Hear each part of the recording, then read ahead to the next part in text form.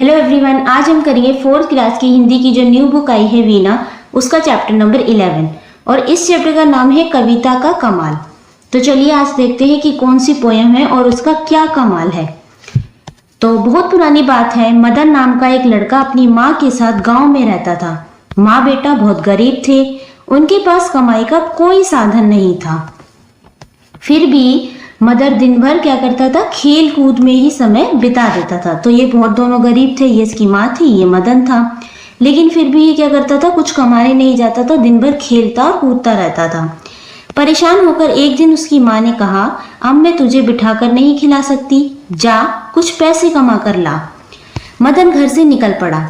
वह गहरी सोच में डूबा था कि कैसे पैसे कमाए जाए। अब मदन सोच में रहा था कि भाई मैं तो खेलता कूदता रहता हूँ, मुझे तो कुछ आता भी नहीं, मैं पैसे कैसे कमाऊंगा।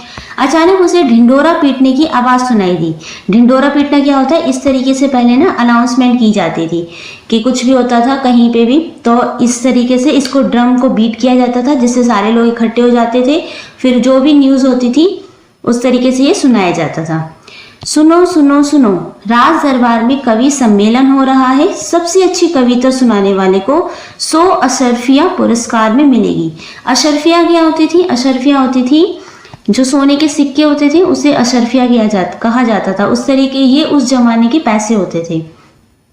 मदन चौकन्ना हो गया। अब मदन सोचने, चौकन्ना यानी कि अलर्ट हो गया, उसके कान में सुनाई दिया 100 अशरफिया मिलेगी एक कविता सुनाने की, तो बहुत अच्छी बात है। 100 अशरफिया, यह तो बना बनाया अफसर है। वह सीधे राजमहल की ओर चल पड़ा। अब वो कहाँ चल पड़ा? राजमहल की ओर। चलते चलते वह सोच रहा था कि उसने कभी कविता तो रची ना थी, क्या सुनाएगा। अब वो सोच रहा था कि उसे कविता तो कभी आती ही नहीं है, उसने तो कभी लिखी ही नहीं है कविता, तो वो वहां जाके सुनाएगा क्या। वहां पहुंचकर उसने सोचा कि रास्ते में कुछ ना कुछ सूझ ही जाएगा। सूझना यानी कि कुछ ना कुछ दिमाग में आ ही जाएगा। थोड़ी दूर पहुंचा तो उसे एक कुत्ता दिखाई दिया। कुत्ता पंजों से जमीन खोदने में लगा था। पिक्चर में आप देख सकते हैं। मदन ने अपनी कविता की एक पंक्ति सोच ली। अब उसने क्या देखा, एक कुत्ता देखा, वो जमीन को क्या कर रहा था, खोद रहा था अपने पंजों से। तभी उसे एक पंक्ति सुनाई, समझ में आ गई किसको? मदन को। तो उसने एक पंक्ति बनाई कविता की। क्या बनाई? खुदुर खुदुर का खोदत है। यह पंक्ति उसे इतनी पसंद आई कि उसे दोहराते हुए वह एक तालाब के पास पहुंचा। वहां एक भैंस पानी पी रही थी। तो उसने देखा तालाब के पास एक भैंस पानी पी रही थी। मदन बोल पड़ा, सुरुर सुरुर का पीवत है। मुस्कुराते हुए वह आगे बढ़ा। सुरुर सुरुर का पीवत है यानी कि सुर सुर करके क्या पी रही हो। इतने में उसे पेड़ की एक डाल पर चिड़िया बैठी दिखाई दी। पत्तियों के बीच से वह सिर निकालकर इधर उधर झांक रही थी। तो चिड़िया क्या कर रही थी? पत्तियों में से इधर उधर झांक रही थी। उसे देखते ही मदन के मुंह से निकल पड़ा, ताक झाक का खोजत है। कि चिड़िया के लिए क्या निकला? ताक झाक यानी कि इधर उधर देखकर क्या खोज रही हो। तीनों पंक्तियों को रटते हुए वह चलता गया। रटते रटते उसे अपने आप एक और पंक्ति सूझ गई, हम जानत का ढूंढत है। तभी उसे एक और पंक्ति सूझ गई, हम जानते यानी कि मैं जानता हूँ कि क्या ढूंढ रहे हो। अब तो सचमुच उसके मन में लड्डू फूटने लगे। कितने आराम से वह कविता रचता चला जा रहा था। तभी उसे सर की आवाज सुनाई पड़ी। मदन ने चौंक कर देखा कि एक सांप रेंगता जा रहा था। उसने आगे की पंक्ति भी तैयार कर ली। अब उसे एक और पंक्ति तैयार होगी सांप को देखकर। सरक सरक कहाँ भागत है। तो कहाँ सरक सरक यानी कि सरक सरक कर कहाँ भाग रहे हो। सांप से उसने एक पंक्ति और बना ली। जानत हम देखत है यानी कि तुम जानते हो कि हम देख रहे हैं। हमसे ना बच सकत है मतलब मुझसे नहीं बच सकते। अब केवल एक पंक्ति बाकी रह गई थी, पर मदन निश्चिंत था कि वह पंक्ति भी चलते चलते सूझ जाएगी। अब एक ही पंक्ति रह गई थी। राजधानी पहुंचा तो राजमहल का रास्ता ढूंढने की समस्या खड़ी हुई। पास में खड़े एक आदमी ने मदन से पूछा, भैया आपको राजमहल का रास्ता मालूम है? क्यों नहीं, उस आदमी ने उत्तर दिया। मुझे नहीं तो और किसे मालूम होगा। मदन ने सोचा कि अवश्य ही राजमहल का ही कोई कर्मचारी होगा। उसने पूछा, आप कौन हैं साहब? तो उत्तर मिला, धन्नू शाह। तो वो आदमी क्या बोला? मेरा नाम क्या है? धन्नू शाह। मदन के दिमाग में एकाएक बिजली कौंधी। धन्नू शाह भाई धन्नू शाह। अब उसके दिमाग में एक और लाइन आ गई, क्या? धन्नू शाह भाई धन्नू शाह। बिजली कौंधी मतलब कि उसके दिमाग में एकदम से कुछ आइडिया से नहीं आ जाता, उसे कह रहे हैं यहाँ पे बिजली कौंधी। क्या बढ़िया शब्द थे। उसने इन्हीं शब्दों से अपनी कविता बना डाली। वह खुशी खुशी राजमहल पहुंचा। अंदर घुसने से पहले उसने अपनी कविता फिर दोहराई। अब उसने कविता देखो पूरी बना ली। क्या कविता थी? खुदुर खुदुर का खोदत है, सुरुर सुरुर का पीवत है, ताक झाक का खोजत है, हम जानत का ढूंढत है, सरक सरक कहाँ भागत है, जानत होन सब देखत है, हमसे ना बस सकत है, धन्नूषा भाई धन्नूषा। तो ये सारी उसने पोयम बनाई। अब देखो, राजमहल में कवि सम्मेलन शुरू हो चुका था। एकाएक करके कवि अपनी अपनी कविता सुना रहे थे। बारी आने पर मदन ने भी अपनी कविता सुनाई। सुनने वाले एक दूसरे का मुंह ताकने लगे। तो जिसने भी कविता सुनी सब एक दूसरे का मुंह देखने लगे। क्या अर्थ था इस विचित्र कविता का? विचित्र यानी कि अजीब सी कविता का। सब सोचने लगे इसका मतलब क्या है इस कविता का। पर किसी ने ये नहीं दिखाया कि उसे कविता समझ में नहीं आई थी। तो सबने ये दिखाया कि हमें कविता तो समझ में आ गई, पर ये कितनी अजीब सी कविता है। राजा के सामने भी मूर्ख नहीं दिखना चाहते थे। तो जितने भी लोग थे उन्होंने ऐसा दिखाया कि उन्हें कविता तो समझ में आ गई, लेकिन कविता बहुत अजीब सी थी। वो ऐसा इसलिए दिखाए थे ताकि राजा उन्हें मूर्ख यानी पागल ना समझे। उस रात राजा साहब की भी नींद गायब हो गई थी। मदन की कविता उनको सता रही थी। छज्जे पर खड़े होकर वे कविता दोहराने लगे थे। छज्जा यानी कि जो बालकनी होती है ना, उसे कह रहे। तो वहां पे खड़े होकर राजा क्या कर रहे थे, वो कविता दोबारा से सोच रहे थे, बोल रहे थे। सोचा कि शायद इसी तरह इस पहेली को बुझा पाए। तो वो सोचे कि ये पहेली है, उस पहेली को बुझाने की राजा क्या कर रहे थे, कोशिश कर रहे थे। संयोग से उसी समय कुछ चोर राजा के खजाने में सेंध लगा रहे थे। सेंध यानी कि वो वहां पे चोरी कर रहे थे। उनमें से एक चोर वहीं धन्नूशाह था, जिसने आज दिन में मदन को राजमहल का रास्ता बताया था। ऊंची आवाज में राजा साहब बोलते जा रहे थे, खुदुर खुदुर का खोदत है।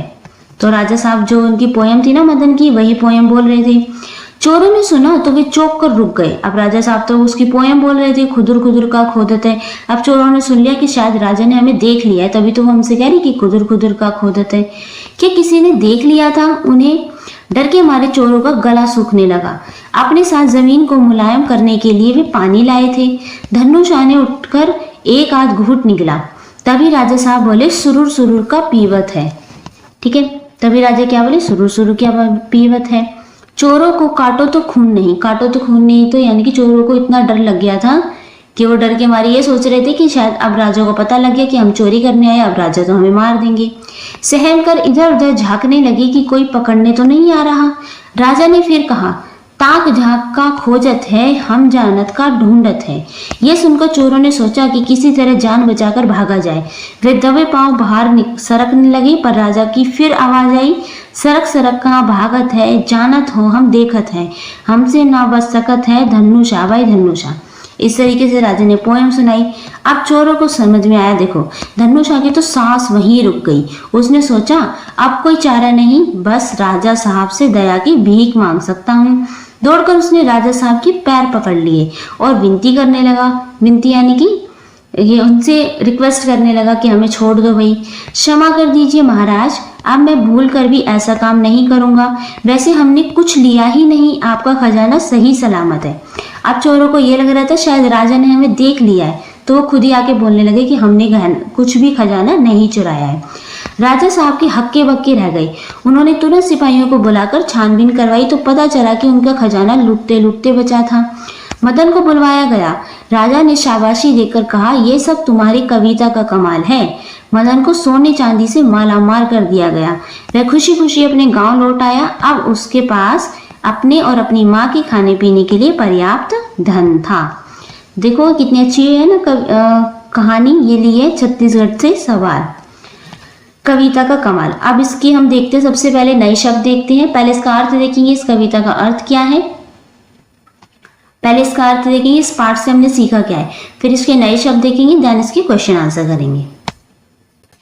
तो इस कहानी की मुख्य सीख है, रचनात्मकता और सूझबूझ से कठिन परिस्थितियों को भी सुलझाया जा सकता है। अब इसके नए शब्द देखते हैं कि इस कहानी में नए शब्द क्या क्या है। सबसे पहले है कमाल। कमाल का अर्थ होता है चमत्कार या अद्भुत कार्य। फिर है परेशान, चिंतित या व्याकुल। सम्मेलन होते हैं सभा या बैठक। अवसर, मौका या शुभ समय। चौकन्ना, सतर्क या सावधान। रेंगना, सरकना या फिसलना। बदनसीब, अभागा या दुर्भाग्यशाली। शाबाशी, प्रशंसा या तारीफ। लुटते लुटते बचा यानी चोरी से बचा या सुरक्षित रहा। विचित्र का मतलब होता है अर्थ या अनोखा या अद्भुत। डर होता है भय या आशंका। अब इसके क्वेश्चन आंसर देखते हैं। बातचीत के लिए प्रश्न पहला है, क्या आपको कथा कहानी सुनना या सुनाना पसंद है? अपने उत्तर का कारण बताइए। तो आपको बताना है कि आपको कहानी सुनना पसंद है और क्यों। तो हाँ, हमें कथा कहानी सुनना और सुनाना पसंद है। इससे सुनने से एकाग्रचित होकर कोई बात सुनने की क्षमता का विकास होता है तथा खुद का मनोरंजन होता है। इसे सुनाने से लोगों के सामने आत्मविश्वास के साथ बोलने की कला विकसित होती है, साथ ही उतार चढ़ाव के साथ बोलना भी आता है। प्रश्न दूसरा है, इस लोक कथा का सबसे रोचक हिस्सा कौन सा था और क्यों? तो इसका आंसर है सेकंड का। देखो, सबसे रोचक हिस्सा तब है जब राजा कविता दोहराता है और चोर डर के मारे पकड़े जाने से पहले ही डर कर गलती मान लेते हैं। यह हिस्सा मजेदार और चौंकाने वाला है। प्रश्न तीसरा है, राजा का खजाना मदन की कविता के कारण बचा। यह राजा के कारण जो कविता को जोर जोर से बोल रहे थे। तो आपको बताने कि खजाना किसकी वजह से बचा था। तो आंसर देखो, राजा का खजाना मदन की विचित्र कविता के कारण बच गया। अगर मदन चकित रहने वाली ऐसी कविता नहीं लिखता तो राजा को उसको सस्वर पाठ नहीं करना पड़ता, वह चुपचाप सो जाता। लेकिन कविता में विचित्रता थी, यानी कि वो कविता कैसी थी, अजीब सी थी, जिसे सुनकर चोरों ने खजाना नहीं लूटा तथा राजा के सामने समर्पण कर दिया। चोरों को लगा कि उन्हें कोई देख रहा है तथा उनके पीछे उनके बारे में अच्छे से जानता है, अतः समर्पण का ही चारा रह गया है। यानी कि चोरी मत करो, पहले ही क्या कर दो, समर्पण कर दो। प्रश्न चौथा है, राजमहल में जब मदन ने अपनी कविता सुनाई तो सुनने वाले एक दूसरे का मुंह क्यों ताकने लगे। तो इसका आंसर देखो, सुनने वालों को कविता का अर्थ समझ में नहीं आ रहा था, लेकिन वे राजा के सामने स्वयं को मूर्ख साबित करना नहीं चाहते थे, इसलिए वे एक दूसरे का मुंह ताकने लगे। प्रश्न पांचवा देखते हैं, आप इस कहानी का कोई और शीर्षक सुझाइए।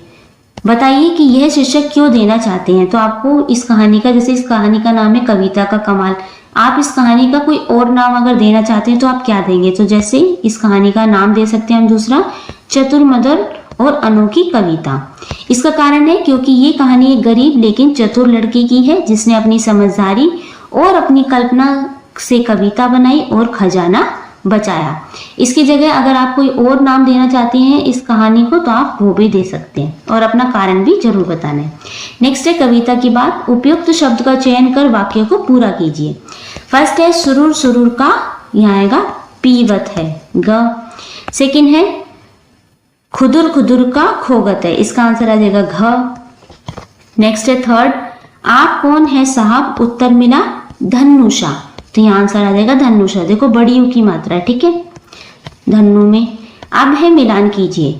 फर्स्ट है नीचे दी गई कविता की पंक्तियों को उनकी क्रम से मिलान कीजिए। तो सबसे पहले कौन सी लाइन आएगी, फिर कौन सी आएगी, थर्ड नंबर पे कौन सी आएगी, आपको उससे मिलान करना है। तो हमसे ना बच सकत है, ये लाइन आएगी आपकी 7th पे। खुदुर खुदुर खा खोदत है, ये फर्स्ट है। सेकंड है आपकी सुरूर सुरूर क्या पीवत है, ये सेकंड हो जाएगी। थर्ड पे है ताक झाक का खोजत है। फोर्थ है आपकी हम जानत का ढूंढत है, ठीक है। फिफ्थ लाइन आ जाएगी आपकी सरक सरक का भागत है। सिक्स है जानत है हम देखत है। फिर 7th है आपकी हमसे ना बच सकत है। और 8 लाइन है आपकी धनुषा, भाई धनुषा। इस तरीके से आप ये कंप्लीट कर सकते हैं। नेक्स्ट है प्रश्न दूसरा, रिक्त स्थानों में उपयुक्त पंक्ति लिखिए और चित्र बनाकर उनका मिलान भी कीजिए। अब बाकी 3 चित्र तो बने हुए, एक रह गया था। तो फर्स्ट है खुदुर खुदुर का खोदत है, कौन खोद रहा था, तो कुत्ता खोद रहा था, तो यहाँ मिलान कर देंगे। सुरुर सुरुर का पीवत है, कौन पी रहा था, तो ये भैंस पी रही थी पानी, यहाँ मिलान कर देंगे। ताक झाक का खोजत है, तो यहाँ पे कौन थी, ताक झाक कौन कर रहा था, चिड़िया कर रही थी, तो यहाँ पे आपको चिड़िया का खुद आपको पेंसिल से ड्रॉइंग बनानी है, ओके। नेक्स्ट है सरक सरक का भागत है, तो कौन भाग रहा था, सांप भाग रहा था, इसको यहाँ से मिला देंगे। नेक्स्ट है सोचिए और लिखिए। इसमें प्रश्न पहला है, अब मैं तुझे और बिठाकर नहीं खिला सकती, मदन की माँ ने ऐसा क्यों कहा। तो आपको बताना है कि मदन की माँ ने ऐसा क्यों कहा था। तो मदन की माँ बहुत गरीब थी, उसके पास कमाई का कोई साधन नहीं था, वे काफी परेशान रहती थी, मगर मदन खेल कूद में समय बिताता था, इसलिए उसने मदन से ऐसा कहा, क्या कहा था, कि मैं अब तुझे बिठाकर नहीं खिला सकती। प्रश्न दूसरा है, जब मदन ने महल का रास्ता पूछा तो धनुषा ने ऐसा क्यों कहा कि अगर वह नहीं तो और कौन जानेगा। तो सेकंड का आंसर देखो, धन्नू शाह एक चोर था। उसे चोरी करने के लिए राजधानी की सभी जगहों की जानकारी रहती थी। साथ ही वह उन दिनों राजमहल का खजाना लूटने की योजना भी बना रहा था। इसलिए उसने मदन के द्वारा महल का रास्ता पूछने पर ऐसा कहा। प्रश्न तीसरा देखते हैं, कहानी में मदन की कविता को विचित्र कहा गया है। क्या आपको भी ऐसा ही लगता है? कारण सही बताइए। तो देखो, कहानी में मदन की कविता को विचित्र यानी कि अजीब या अनोखा कहा गया है। हाँ, हमें भी ऐसा लगता है, क्योंकि इसका अर्थ सामान्य रूप से सुनने या पढ़ने पर समझ में नहीं आता है। प्रश्न चौथा है, राजा को मदन की कविता पहेली जैसी लगी। आपको ये कविता कैसी लगी? तो आपको बताना है। तो इसका आंसर देखो, राजा को मदन की कविता पहेली जैसी लगी। हमें भी यह अबूझ पहेली जैसी अनोखी, सरल और मनोरंजक लगी। हमें भी एक पहेली की तरह लगी, है ना। आप देखते हैं समझ और अनुभव से। तो इसमें प्रश्न पहला है, सुरुर सुरुर का पीवत है। पंक्ति में पीने के साथ सुरुर सुरुर शब्द का ही प्रयोग क्यों कहा गया है?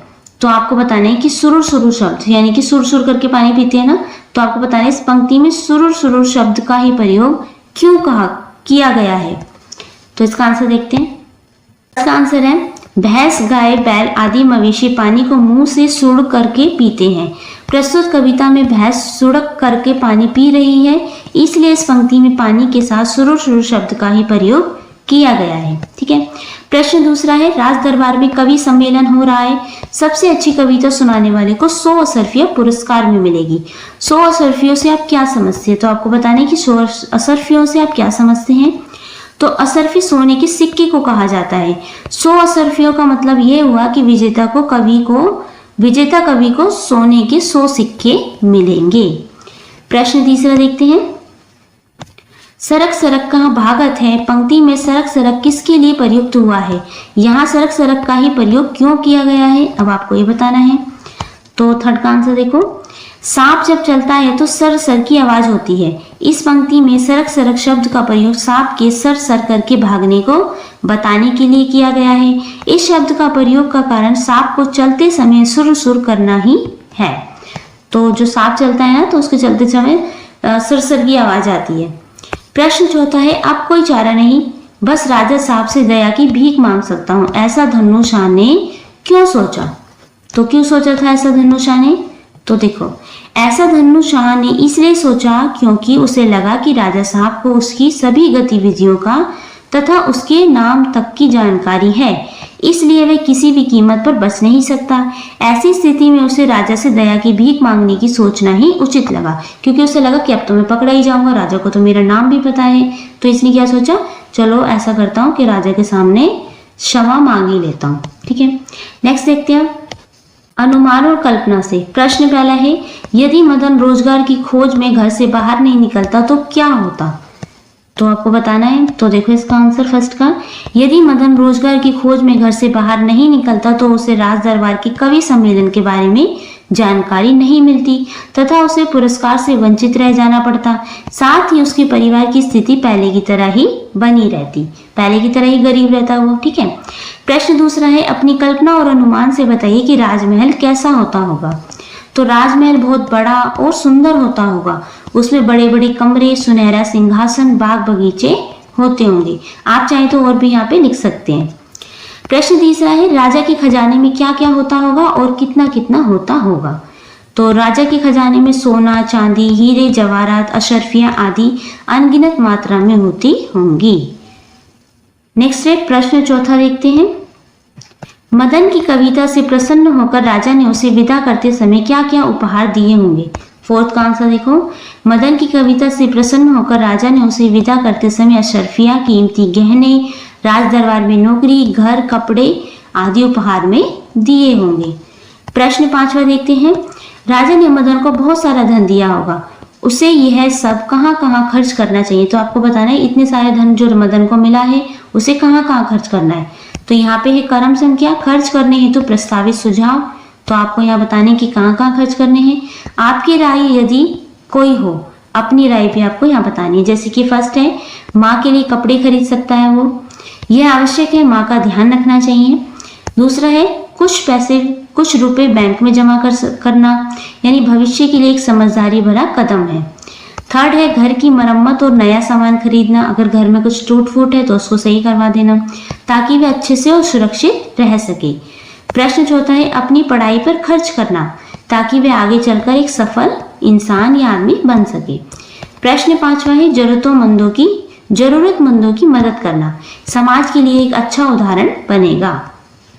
नेक्स्ट देखते हैं कहो कहानी सुनो कहानी। फर्स्ट है इसमें कहानियां सुनाना और सुनना सभी को पसंद होता है। नीचे दिए गए निर्देशों के अनुसार कक्षा में कविता का कमाल कहानी सुनाइए। अब आपको अपनी क्लास में जो भी हमने अभी कहानी पढ़ी कविता का कमाल वो आपको सुनानी है।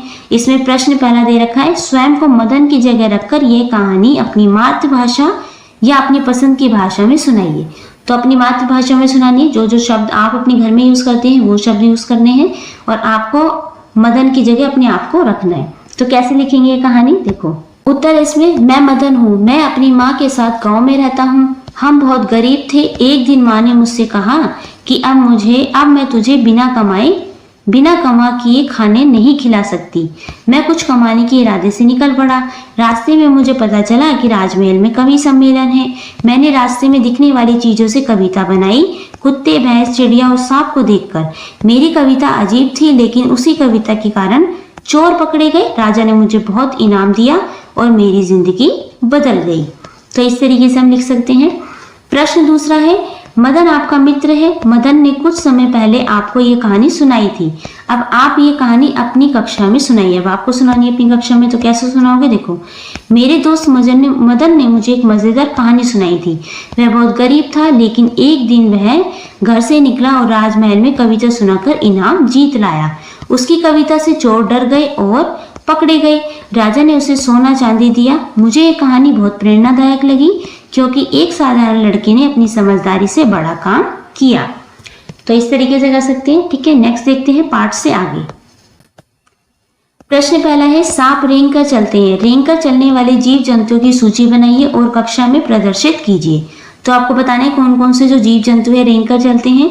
तो छिपकली, मगरमच्छ, घोंघा, केंचुआ आदि जो जीव है रेंग कर चलते हैं। प्रश्न दूसरा है राजमहल में कवि सम्मेलन की सूचना देने के लिए ढिंढोरा पीटा जा रहा था। आजकल ऐसी सूचनाएं कैसे दी जाती हैं? तो आपको बताना आजकल सूचनाएं कैसे मिलती हैं। तो आजकल किसी बात की सूचना देने के लिए शायद ही कहीं ढिंढोरे पीटे जाते होंगे।